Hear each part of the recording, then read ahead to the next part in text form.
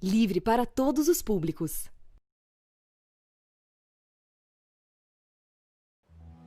Olá! 4 anos depois da consolidação do golpe que impeachmentou a ex-presidenta Dilma, a crise brasileira atinge os mais altos patamares. Com Bolsonaro na presidência, a democracia continua sob ataques, enquanto a população trabalhadora sofre para sobreviver com o aumento do desemprego, da pobreza e com a retirada de direitos. Na entrevista central, a ex-ministra do Planejamento, Miriam Belchior, fala sobre o retrocesso na política habitacional e sobre o programa Casa Verde e Amarela. Nossa reportagem demonstra como o problema do déficit habitacional pode se agravar ainda mais durante a pandemia, com as ameaças de despejo e o aumento da coabitação. Eu sou Pamela Oliveira e a Central do Brasil está começando.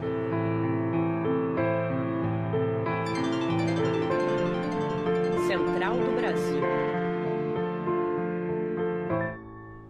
Há 4 anos, no dia 31 de agosto, a ex-presidenta Dilma Rousseff teve o mandato cassado em votação com 61 votos favoráveis ao impeachment no plenário do Senado.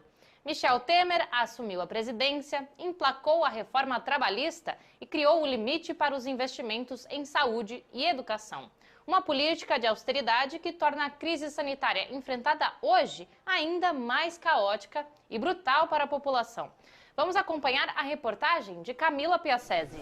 4 anos depois do Senado Federal aprovar o processo de impeachment da então presidente Dilma, o país mergulhou no caos econômico, sanitário e político. O Brasil contabiliza hoje mais de 120 mil mortes pela Covid-19. Com 12,9 milhões de desempregados, o Produto Interno Bruto deve encerrar o ano com queda de 0,6%. O aumento da miséria e da fome e o dólar disparado. Além de tudo isso, a moeda brasileira foi desvalorizada em 29,5%, sendo a moeda mais desvalorizada do mundo. O golpe também representa a retirada de direitos e uma ameaça à democracia, conforme o jurista da Associação dos Advogados e Advogadas pela Democracia, a DJC, Marcos Vinícius Seixas, explicou. A entrega do pré-sal a grandes empresas estrangeiras, por exemplo, comprometeu o Fundo Social instituído pelos governos Lula e Dilma e que destinava 75% das verbas do petróleo para a educação e 25% para a saúde. A principal vítima do golpe foi uma mulher, a primeira a ser presidenta do Brasil. Após o golpe, as políticas públicas voltadas para o bem-estar da mulher foram desmanteladas. A ex-ministra da Secretaria Especial de Políticas para as Mulheres, Eleonora Menicucci, disse ser necessária uma política do cuidado. A política do cuidado não é esse cuidado do cuidar, assim, passar a mãozinha, não. É cuidar do ponto de vista de uma política pública que comece a romper com a divisão sexual do trabalho. O Congresso Nacional é o grande responsável pelo golpe e pela atual situação do país. A denúncia é do cientista político Francisco Fonseca. O que veio daí foi reforma trabalhista, terceirização irrestrita, reforma da Previdência e a emenda dos gastos sociais.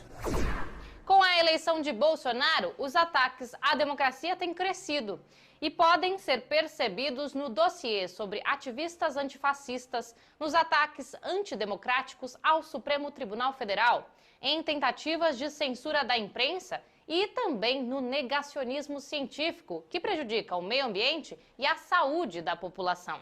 O cientista político André Singer comenta essa prática autoritária do governo. Embarque imediato. Desde o início do governo Bolsonaro, nós temos assistido diversos tipos de ação, algumas retóricas, outras efetivas, de ataques à democracia. Na verdade, o processo de desgaste da democracia brasileira vem desde aquilo que eu chamei de golpe parlamentar, que foi o impeachment da ex-presidente Dilma Rousseff em 2016. Mas é um processo que se acentuou fortemente depois da eleição do atual presidente da República em 2018. A única coisa que pode ser feita é reagir diante de cada um desses ataques, e as agressões aos jornalistas fazem parte desses ataques, precisam ser contestadas pelas organizações da sociedade civil, mas não só pelas organizações da sociedade civil, mas também pelas instituições, como o Poder Legislativo, o Poder Judiciário e outras. Na verdade, apenas se construir uma grande unidade em torno da preservação da democracia, nós vamos ser capazes de evitar que este processo resulte em um novo autoritarismo como aquele que nós vivemos por 20 anos depois do golpe de 1964. O afastamento da presidenta Dilma e o desrespeito à soberania popular do processo eleitoral que a escolheu é também entendido como um golpe midiático. Contou com notícias falsas e disseminação de ódio por empresas de comunicação para atrair a opinião pública. Para entender o funcionamento dos meios de comunicação e se blindar contra a captação de dados pessoais por conglomerados midiáticos, confira a dica de leitura da jornalista Aline Oliveira, direto do Ceará. Parada cultural. Minha dica de hoje é a leitura do livro Comunicações em Tempos de Crise, escrito por Helena Martins, que é professora da Universidade Federal do Ceará e jornalista. Esse livro ele faz parte da coleção Emergências da Expressão Popular e ele pode ser encontrado em todas as bancas aí espalhadas pelo Brasil e também através do site. Caso você não queira comprar, você tem a opção também de baixar gratuitamente a versão em PDF. Então vamos aproveitar para atualizar as nossas leituras nesse período de pandemia, né, e fortalecer ainda mais a batalha das ideias que a classe trabalhadora tanto necessita. 6 movimentos populares urbanos divulgaram nota rechaçando o programa habitacional de Bolsonaro. CMP, MTD, CONAN, MLB, MNL e UNP defendem que o projeto batizado de Casa Verde e Amarela é, abre aspas, a ilusão de um financiamento, fecha aspas, e nomeiam Bolsonaro como inimigo da moradia popular. O programa não prevê a construção de casas para a população mais vulnerável, que representa 80% do total do déficit habitacional. Afonso Bezerra traz mais informações. Trilhos do Brasil. No Brasil, morar, em vez de ser um direito, muitas vezes acaba sendo um privilégio. De acordo com os últimos dados do IBGE, o déficit habitacional já passa de 7 milhões de moradias. A raiz deste problema é o preço alto dos aluguéis e a cruel especulação imobiliária nas grandes cidades. A pandemia acentuou uma onda de despejos, colocando mais gente ainda em situação de rua ou de coabitação, quando pessoas dividem casas com parentes.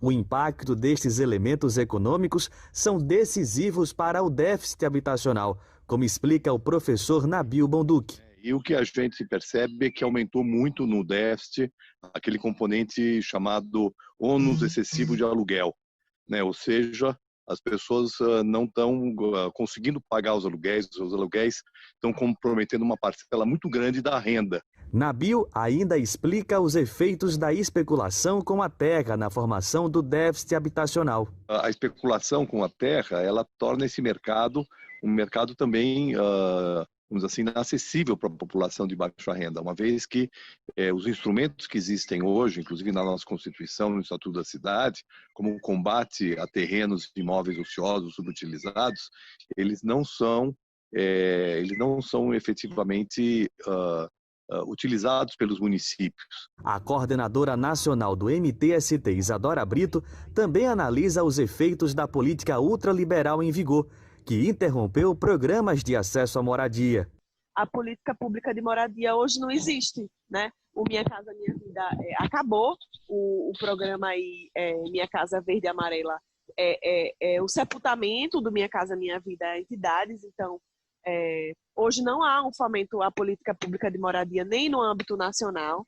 Nos estados a gente vê muito menos isso e nos municípios menor ainda. O programa Casa Verde e Amarela remove o subsídio de até 90% das habitações para famílias de baixa renda. Confunde a construção de moradias de interesse social com os interesses do mercado imobiliário e tem sido apontado como um plágio mal feito do programa de habitação Minha Casa Minha Vida. Jonatas Campos conversou sobre o assunto com a ex-ministra do Planejamento, Miriam Belchior. Entrevista Central. Hoje a nossa entrevista central conversa com Miriam Belchior, ex-ministra do Planejamento, ex-presidenta da Caixa Econômica Federal, que coordenou o programa Minha Casa Minha Vida no governo Dilma Rousseff. Miriam, obrigado pela sua participação. Você já classificou na imprensa o programa Casa Verde Amarela do governo Bolsonaro como fake. Você poderia nos explicar essa afirmação? Porque ele é um programa fake. Ele vai ter um efeito insignificante. É um absurdo chamá-lo de substituto do programa Minha Casa Minha Vida, porque ele não foca no principal problema de habitação do Brasil, que é a falta de casas, o déficit habitacional. 80% do déficit habitacional do país se concentra na população de menor renda, né? Da população que tem renda até mais ou menos R$2.000. E o que eles propuseram é redução dos juros para essa faixa de renda e no Nordeste. No entanto, quem tem essa renda de R$2.000 tem muita dificuldade de tomar um financiamento, porque não tem renda suficiente para isso. Às vezes é um trabalhador informal que tem dificuldade de comprovar renda, portanto, sem ter um enorme subsídio, essas famílias não têm capacidade de tomar esse financiamento. A diferença do Minha Casa Minha Vida, a grande inovação do Minha Casa Minha Vida, foi que nós priorizamos esse público, né, dando um subsídio grande, coisa que esse governo simplesmente está acabando. Miriam, você falou que há um foco em reduzir juros. Isso significa que a Caixa não vai ser a grande operadora do programa. Os bancos privados vão ter uma importância grande. Aparentemente, até agora, tem muita coisa que está proposta para regulamentação depois de aprovada a medida provisória.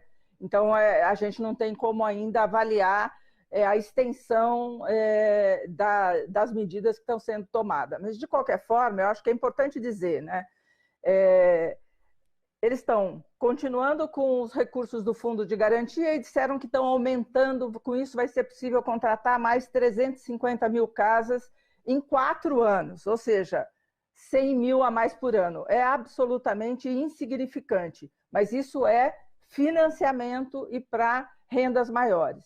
E a outra linha de trabalho é a regularização fundiária, que é 130 mil unidades, 400 mil também para 4 anos. Fala de 4 anos como se eles fossem estar governando nesse período todo. Então, são metas muito pequenas, né, para a realidade brasileira, e não ataca o principal problema, que é a falta de moradia para a população mais pobre. Miriam, e por que esse foco no Norte e Nordeste, se o déficit habitacional no Brasil inteiro, existe déficit habitacional no Brasil inteiro? O governo está tentando conquistar, com várias iniciativas, um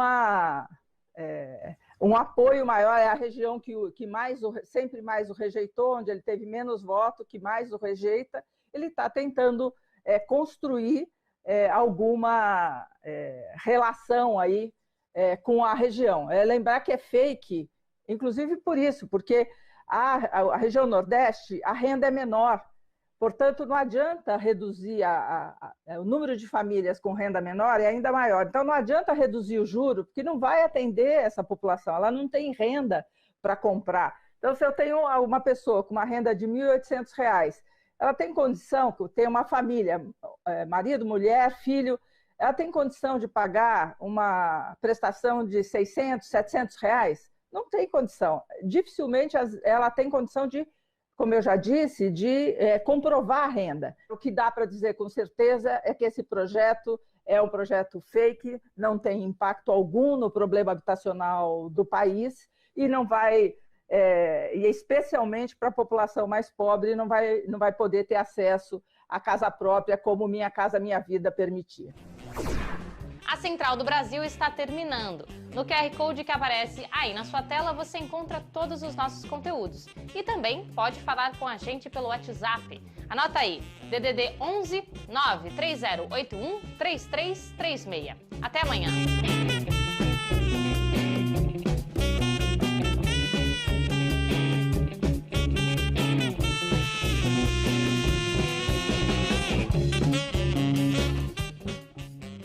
Central do Brasil, a rede de comunicação dos movimentos populares.